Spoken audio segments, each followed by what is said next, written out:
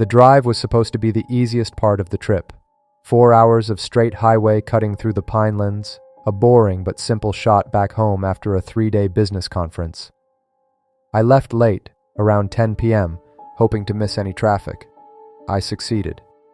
For the last hour, my headlights had been the only things pushing back the oppressive, ink-black dark. The road was mine alone, or so I thought. That's when I saw the car. It was a dark blue sedan, nose slightly into the ditch on the shoulder, its hazard lights giving a weak, rhythmic pulse like a dying heartbeat. My first instinct, a product of city living, was to just keep driving. It's none of my business. But the isolation out here felt different. What if it was a family? What if someone was hurt? My conscience got the better of me and I pulled over about 50 feet ahead, my own hazards cutting through the night. The air was cold and smelled of pine and damp earth. "Hello?"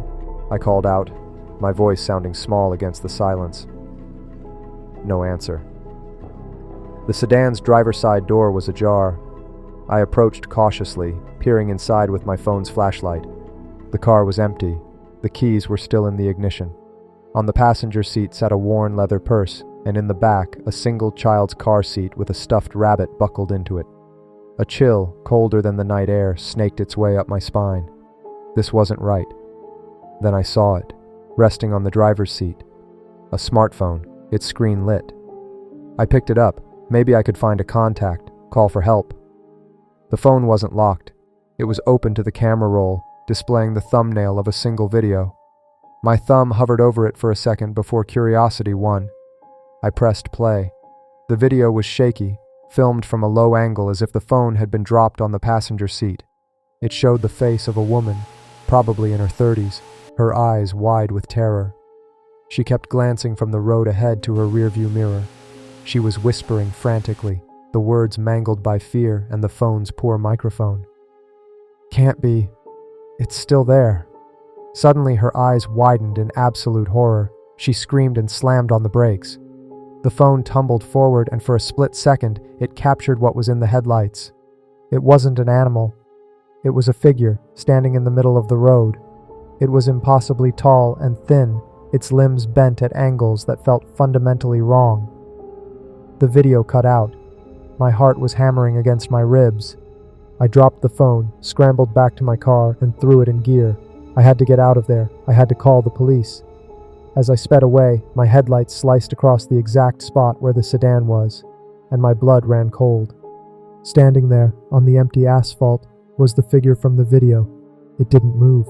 It just stood under the moonless sky, a silent, skeletal silhouette watching me go.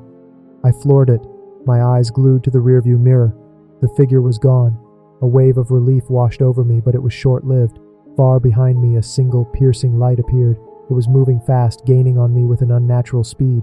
It wasn't a car. It was too narrow, too nimble. It stayed back, maybe 100 yards, a single, unblinking eye in my mirror. It shadowed my every move, a predator stalking its prey on the empty highway. My mind raced. This was it. This was how it ended. Up ahead, a blaze of fluorescent light broke the darkness. A 24-hour gas station, civilization, safety. I didn't slow down, swerving hard into the parking lot and braking just feet from the entrance. I fumbled with the door handle, ready to run inside screaming.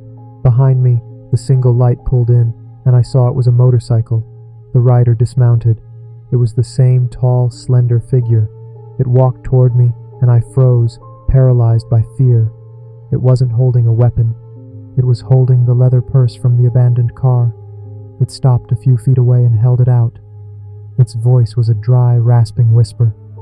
She dropped this. It gestured with its head back toward the dark road. "You should go. It doesn't like witnesses."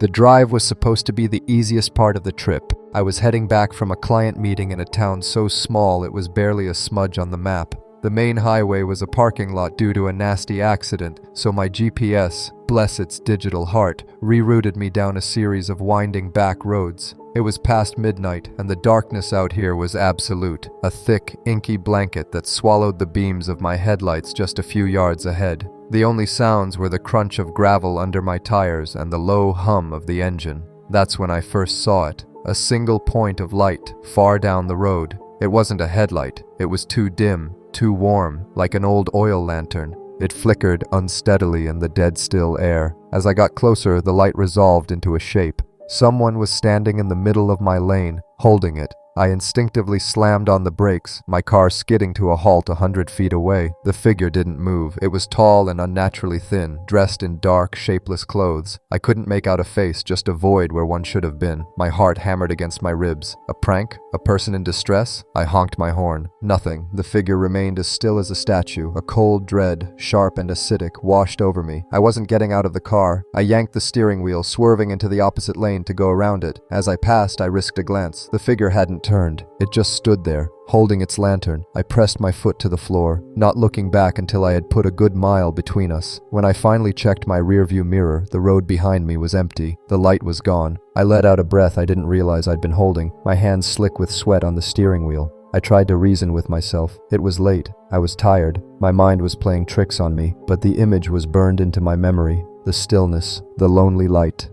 5 miles later, my blood ran cold. There it was again, the same flickering light, dead ahead in the center of the road. It was impossible. No one could have moved that fast. This time, I didn't slow down as much. As my headlights washed over the figure, I saw it more clearly. Its clothes were tattered, and the hand holding the lantern was pale and skeletal. It was waiting for me. I didn't swerve this time. I aimed my car straight down the center line and accelerated, a guttural yell tearing from my throat. I braced for impact, but there was nothing. No thud, no resistance. I flew right through the spot where it had stood. I glanced in the rearview mirror, my body trembling uncontrollably. The road was empty, but then 2 pinpricks of light ignited in the darkness far behind me. Headlights. A car, an old model by the looks of its round, dim lamps, had pulled onto the road and was now following me. A wave of relief so powerful it almost made me dizzy washed over me. Another person. I wasn't alone out here, but the relief was short-lived. The car behind me maintained its distance with an eerie precision.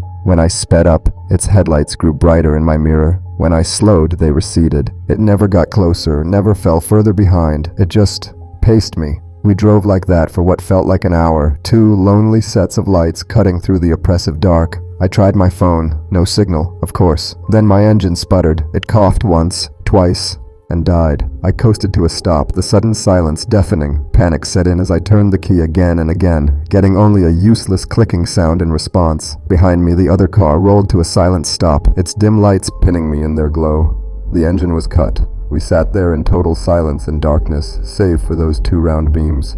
I locked my doors, my breath fogging up the windows. Minutes stretched into an eternity. Then, a car door creaked open.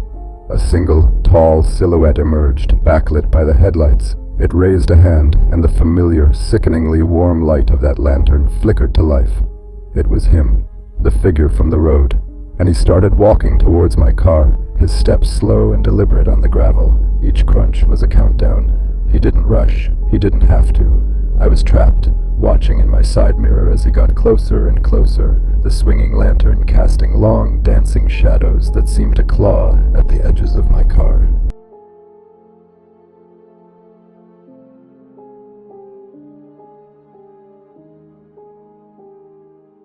The drive was supposed to be the easy part. 4 hours on a straight, empty highway cutting through a dense national forest. I'd done it a dozen times to visit my parents, but this time I'd left late, and by midnight the world outside my windshield had been reduced to the twin beams of my headlights and the endless black silhouettes of pine trees. The hum of the engine was my only company. That's when I first saw it. Set just off the shoulder of the road, perfectly illuminated by my high beams as I rounded a gentle curve, was an armchair. Not just any chair, but a gaudy floral print armchair, the kind your grandmother has in her living room. It was absurdly out of place, sitting there on a bed of pine needles as if waiting for someone to watch the non-existent traffic. I chuckled, shaking my head. Probably fell off the back of a junk hauler. I drove on, the strange image fading in my rearview mirror. About 20 minutes later, a sense of unease began to creep in. The road looked familiar. The same gentle curve, the same cluster of 3 tall pines on the left. My stomach tightened. I slowed the car, my eyes scanning the shoulder, and there it was, the armchair. It was impossible. I hadn't turned around. The highway was a straight shot. My rational mind scrambled for an explanation. Maybe there were 2 identical chairs, a bizarre prank. This time, I noticed something I'd missed before. On the seat cushion, a dark, glistening stain had pooled, looking wet even from a distance. A chill, entirely separate from the night air, traced its way down my spine. I pushed my foot down on the accelerator, my heart hammering against my ribs. I just wanted to get past it, to put miles between me and that thing. I drove for what felt like an hour, my eyes glued to the road, my knuckles white on the steering wheel. I refused to look at my GPS, telling myself I knew the way. But then I saw it again in the distance. The curve, the trees. I felt a sob catch in my throat. I was trapped in a loop, and that chair was the anchor point. As my headlights swept across it for the third time, I saw the change. The chair was no longer facing away from the road, parallel to the tree line. It was now turned 45 degrees, angled directly towards the asphalt. It was facing me. The cushions seemed to sag, as if someone had just gotten up. The dark stain looked larger, fresher. That was it. I wasn't going to play this game. I floored it, the engine roaring in protest. I was going to break through, to drive so fast that the loop couldn't catch me. My eyes were locked on the road ahead, refusing to even glance at the chair as I flew past. The car shuddered, and then, with a sickening cough, the engine cut out. The power steering died, the lights flickered and went dark, and I coasted to a dead stop in utter blackness. Silence. A profound, ringing silence that was heavier than any sound. My car had stopped maybe 100 feet past the chair. I fumbled for my phone, my hands shaking too badly to turn on the flashlight. I didn't need it. Slowly, my eyes adjusted to the faint starlight filtering through the canopy. I could just make out the shape of my car, the dead road, and behind me, the bulky silhouette of the armchair. Then I heard it. It wasn't a roar or a scream. It was a soft, intimate sound carried on the dead, still air, the faint, rhythmic creak of stressed springs and old wood, as if someone had just settled their weight back into the seat.